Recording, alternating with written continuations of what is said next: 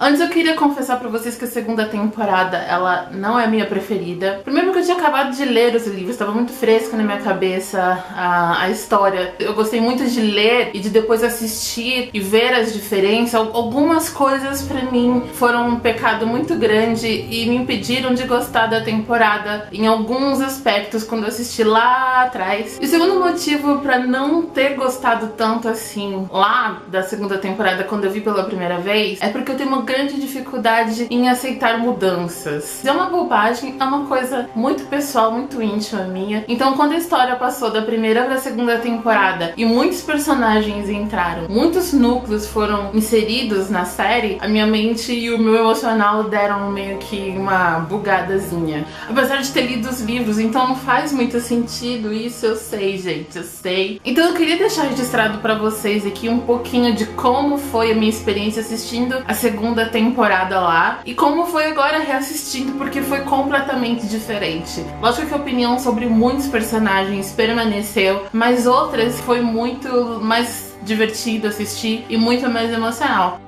Tem um núcleo que é muito conflituoso pra mim, porque nos livros eu não gosto de um e gosto dos outros dois. E aqui na série eu gosto dos outros dois e eu não gosto do um que eu gostava no livro. Stannis, Melisandre e Davos. Nos livros eu não gosto dos capítulos do Davos, não são os meus preferidos. Mas na série, hoje em dia, o Davos é um dos meus preferidos. É aquele que se morrer, não saberei lidar. E eu gosto de todas as cenas do Davos. Se eu não gostei lá atrás, agora eu amo rever as cenas do Davos. Como o Liam Cunningham é bom, gente. E é incrível como ele também é um daqueles personagens que já meio que nasceram prontos, né? Ele nasceu pra ser mão, gente. Mão do rei, é isso. Ele nasceu pra isso. A Melisandre eu amo de paixão nos livros e na série. Mas na segunda temporada, à primeira vista, ela também me chocou um pouquinho, porque não era o que eu esperava. Eu esperava uma coisa mais altiva, assim, dela, e ela foi muito mais dark e não tão Red Woman como eu pensei que ela seria. Stannis, segunda temporada, é péssimo. É um homem muito diferente e é um homem muito difícil de gostar. Talvez porque ele represente muito o que as pessoas sempre disseram. Uma pessoa que não tem nenhum atrativo. Então, quando ele aparece, ele é exatamente isso. Ele não tem nenhum atrativo como personagem, né? É bem isso, é realmente isso, e eu tô pensando nisso agora só. E Melisandre, eu amo como Melisandre consegue ser assustadora. Aquela cena da sombra, o bebê sombra, é assustadora de assistir, de rever até hoje. É incrível aquilo. Amo Carice, obrigado Game of Thrones por não desistir dela quando ela não aceitou ser a Cersei. E a morte do Henry foi o primeiro momento nessa temporada em que eu me dei conta do quebra-cabeça incrível que tem a temporada. Porque assim, o Stannis e a Melisandre fizeram um bebê sombra que foi lá e matou o Henry. E aí, quando o Henry morreu, a casa Tyrell ficou perdida ali no meio e foi virar aliada dos Lannisters, que foi que derrubou o Stannis lá no 9º episódio. É um quebra-cabeça, é um jogo de xadrez essa temporada que eu fiquei apaixonada de assistir, de rever. Como o corpo do Ned foi parar em Winterfell? Eu tô me perguntando isso desde a 6ª temporada e eu quase tive a minha resposta. Porque a Cat tá ali no acampamento do Henry e tal, tá negociando uma rendição. E aí o Mindinho chega e, com um gesto de boa vontade, cuzão, Mindinho, entrega pra Cat os restos do Ned. Só que aí, com a morte do Henry, a Cat foge com a Brienne e os restos do Ned ficam lá. Como eles foram parar em Winterfell? E eu fiquei sem resposta. Então vou ter que continuar assistindo pra saber. Falando em Cat e Brienne, o momento em que a Catelyn aceita o juramento ali da Brienne e tal, não é tão emocionante quanto o da Sansa. Desculpa, Cat. E Arya em Harrenhal, gente, foi um dos meus momentos preferidos da temporada, porque eu não gostei da primeira vez que eu vi, assim. Pra mim, a história da Arya é uma montanha-russa, sobe e desce o tempo todo. E eu achava que a segunda temporada tinha sido aquela que tava lá embaixo, mais ou menos. Mas revendo, eu gostei tanto das cenas dela, tão divertido. Não devia dizer divertido, porque a Arya tava no castelo dos horrores, assim. As cenas da Arya com o Tywin são tão maravilhosas, os diálogos são tão incríveis, porque o Tywin intimida, né? Só a presença dele já intimida. E a gente vê ali a Arya se esconder na presença dele e como os dois vão se entendendo aos poucos, assim. E é um conflito porque ele tá ali lutando contra o Robb, contra os Starks, e ele tem uma Stark nas salas dele, servindo ele, conversando conversando com ele o tempo todo e ele não percebe isso. Isso é muito incrível, é muito bom. E realmente o Aidan Gillen disse essa semana que naquele momento, naquela cena em que o Mindinho encontra a Arya no salão de Harrenhal ali, ele reconhece ela. E você assistindo fica muito claro isso. Ele realmente reconhece a Arya, ele percebe que é ela, ele dá uma dica a ela de onde o irmão dela tá, falar da mãe dela, e ele não faz nada a respeito. Eu sempre gostei da Sansa, vocês viram que eu falei no primeiro vídeo da primeira temporada. E aí na segunda temporada, gente, eu ganhei um amor pela Sansa. A segunda temporada dela é tão difícil. E naquela cena que tem um motinho ali em Porto Real, me deu um ódio no coração. Essas coisas me incomodam muito em Game of Thrones, como as mulheres de Game of Thrones estão o tempo todo sob ameaça de uma violência sexual, assim, o tempo todo. Aí tem o Joffrey, que é um escroto, ela é torturada mentalmente, psicologicamente, fisicamente por ele. E aí tem o Cão também, que mesmo que meio que a distância, ele meio que quer a Sansa. E aí depois tem o Mindinho, sério, caralho. E ela ainda menstrua na frente do Cão, cara. Que é mais humilhação que isso. E eu fiquei com mais raiva ainda de saber o que vai acontecer com ela na quinta temporada, né? Mas a gente chega lá. Quando chegar na quinta temporada eu falo pra vocês o que eu acho sobre esse assunto.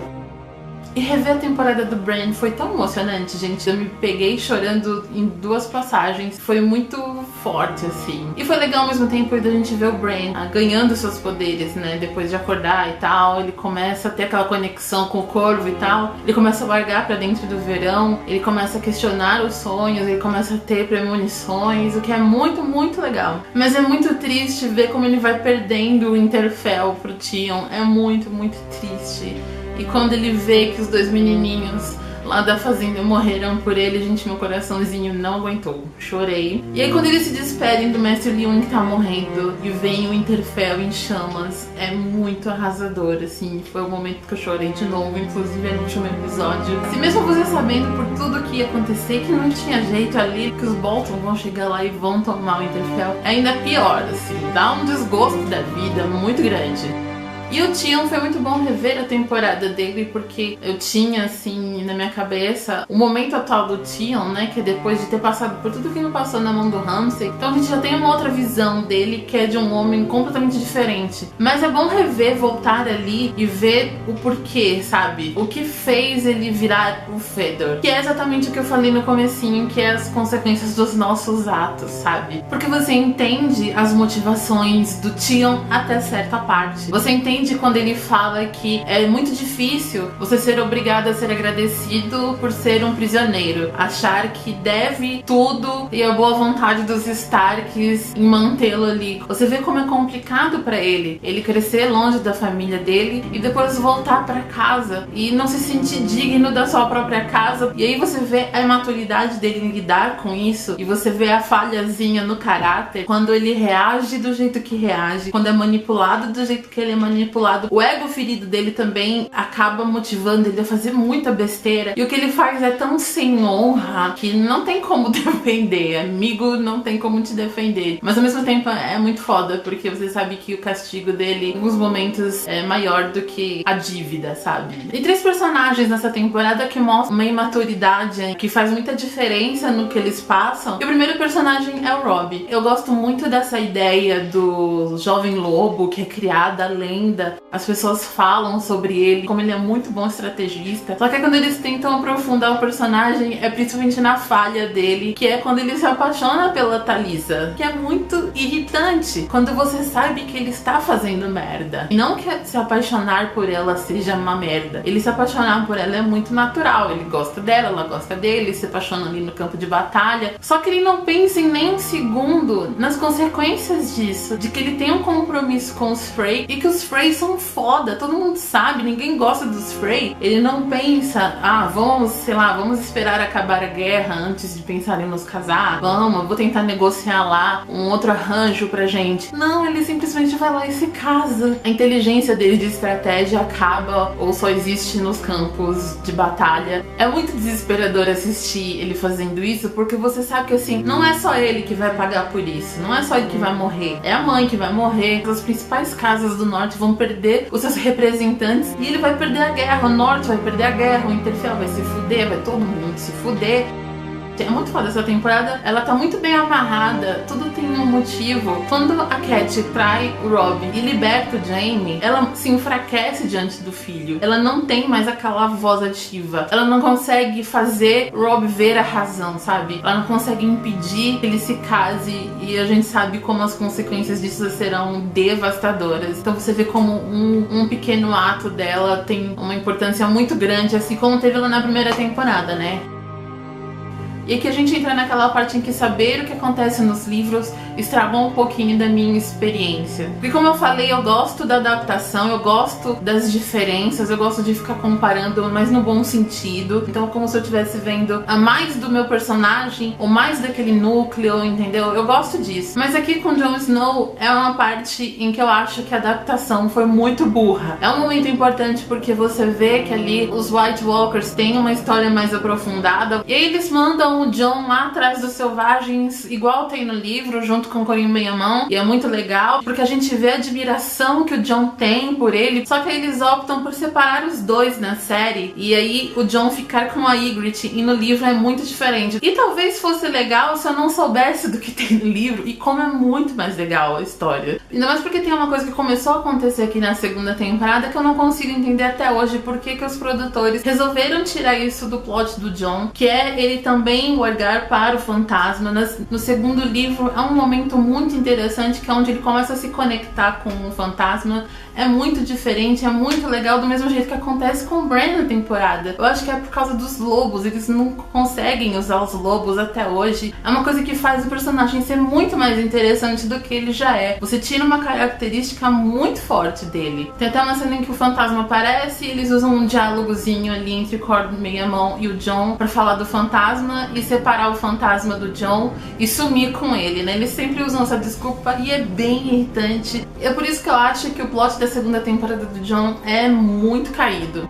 Só que aí vem a segunda personagem que pra mim a experiência do livro estragou a experiência da série, infelizmente, que é o da Daenerys. Pra mim, o plot da Daenerys, assim como o do Jon, demora demais pra acontecer alguma coisa, e eu entendo até porque eles têm diminuído o tempo em tela desses personagens, precisava dar tempo pros outros personagens novos. É lá pro quinto, sexto episódio em que o cenário dela muda, ela consegue chegar em Tar lá, ela consegue entrar na cidade, ela consegue conviver com as pessoas, e aí no sétimo episódio roubam os dragões dela. Só que aí, como eu falei que o Robb é muito imaturo e que o Jon também é muito imaturo ali pelo que eles estão passando, a Daenerys também é muito imatura. E a gente vê isso nela quando ela tenta negociar navios pra atravessar o mar e conquistar o trono dela. Ela tentou dar um passo maior que a perna. E aí vem um dos momentos mais esperados de Game of Thrones de todos os tempos, e era o momento lá que ela chegasse na Casa dos Imortais e fosse ter a visão dela. Eu me lembro tão claramente de estar esperando esse episódio, porque é um momento tão maravilhoso do livro, é uma passagem tão incrível, tão fascinante. Eu queria muito saber o que eles iam fazer ali, se colocariam o irmão dela, se ela veria tudo aquilo que ela viu nos livros, e foi decepcionante de novo. Porque em vez de ver o irmão, em vez de colocarem esse personagem que a gente queria tanto ver, colocaram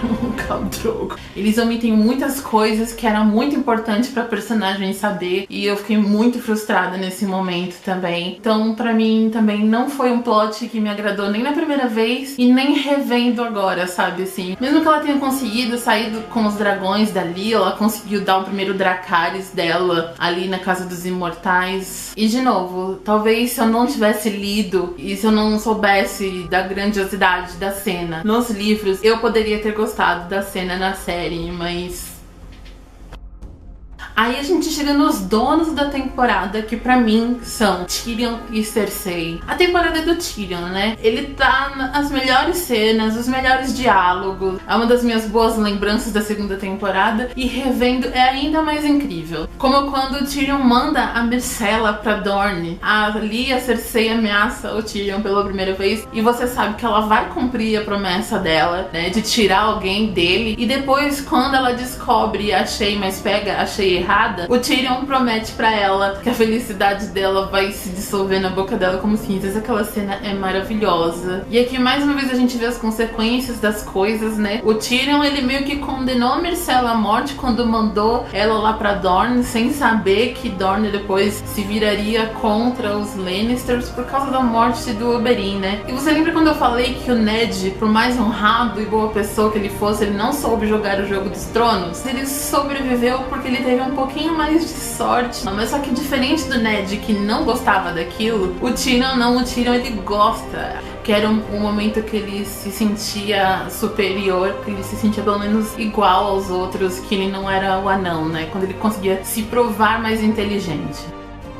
E a Batalha do Blackwater, que eu tinha, assim, meio que esquecido, não era uma das minhas batalhas preferidas, reassistir foi incrível. E mesmo que a batalha não tenha todo o dinheiro que as outras batalhas têm, você vê uma assinatura Game of Thrones ali, em como ela é construída, na tensão, na preparação, como você vai sentindo o clima pesar aos poucos, os personagens se preparando, até que a batalha explode. Aquela cena em que a gente tá no barco do Davos, ele vê a flecha com fogo passando pra dentro do barco onde estava o fogo vivo. É incrível porque ela é interminável. Você sente ali junto com o personagem a urgência do momento, como ele tá rendido, sabe? Gostei muito de rever essa batalha porque eu não me lembrava dela e eu gostei muito, eu fiquei preso como se estivesse vendo pela primeira vez. E a Cersei, como ela já tava pronta pra matar o Tommen ali, sentada no trono, contando a história do leão e tal. Um dos momentos que, assim, me serviu pra eu me apaixonar por ela lá atrás e aqui renovar os votos de amor por Cersei.